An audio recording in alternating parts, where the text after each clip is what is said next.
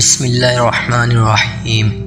آج میں آپ کو ہمارے پیارے نبی حضرت محمد رسول اللہ خاتم النبیین کی زندگی کے ایک اہم واقعے کے بارے میں بتانا چاہتا ہوں، یعنی ان کی پہلی نماز اور کچھ دلچسپ واقعات جو ہمیں ان کی سیرت سے سبق دیتے ہیں۔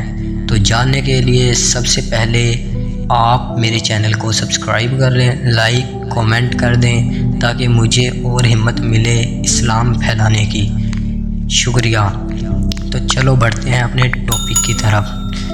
ہمارے نبی کریم صلی اللہ علیہ وسلم کی پیدائش مکہ مکرمہ میں ہوئی۔ بچپن سے ہی آپ صلی اللہ علیہ وسلم بہت نیک اور راست باز تھے۔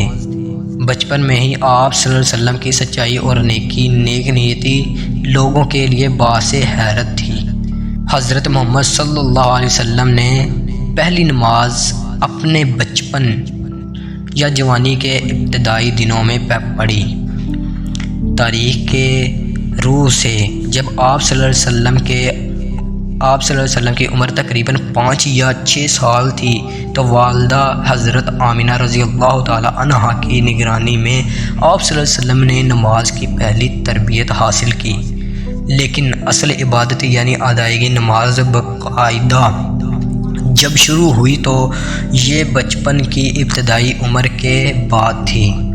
نبی کریم صلی اللہ علیہ وسلم ہمیشہ اللہ کی عبادت کے لیے دل سے لگاؤ رکھتے تھے۔ حضرت محمد صلی اللہ علیہ وسلم اپنی پہلی نماز گھر میں یا کھلے آسمان کے نیچے کسی محفوظ جگہ پر اکیلے یا والدین کی نگرانی میں ادا کرتے تھے۔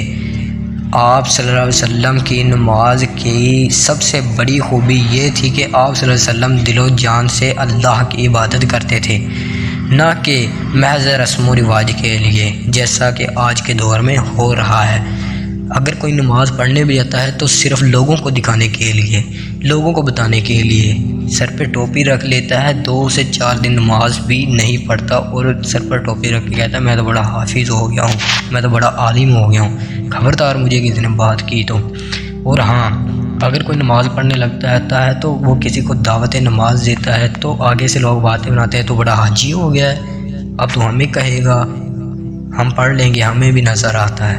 تو ایسا نہ کریں، اپنی جانوں پر ظلم نہ کریں۔ ہمارے پیارے نبی آپ صلی اللہ علیہ وسلم کا طریقہ عبادت آج بھی ہمیں سکھاتا ہے کہ نماز صرف جسمانی عمل نہیں بلکہ دل کی خوشی و خضوع کے لیے ساتھ اللہ کی طرف رجوع ہے۔ نبی کریم صلی اللہ علیہ وسلم کی زندگی میں کئی دلچسپ اور سبق آموز واقعات ہیں جن میں سے آپ کو میں کچھ بتاؤں گا۔ نبی کریم صلی اللہ علیہ وسلم جب 40 سال کے ہوئے تو اللہ کے پیغمبر بنائے گئے اور پہلی وحی آپ صلی اللہ علیہ وسلم پر غار حرا میں نازل ہوئی۔ بچپن میں ہی آپ صلی اللہ علیہ وسلم کو صادق اور امین کہا جاتا تھا کیونکہ آپ ہمیشہ سچ بولتے اور امین رہتے۔ اور آج کل کے تو والدین بھی بچوں کو جھوٹ بولنا سکھا دیتے ہیں۔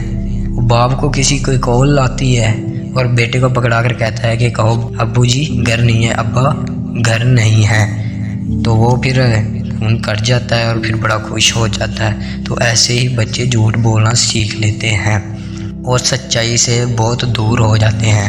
ہمارے پیارے نبی کریم صلی اللہ علیہ وسلم بچوں کے ساتھ بہت محبت کرتے تھے، انہیں پیار کرتے تھے، گود میں لیتے اور دعا کرتے۔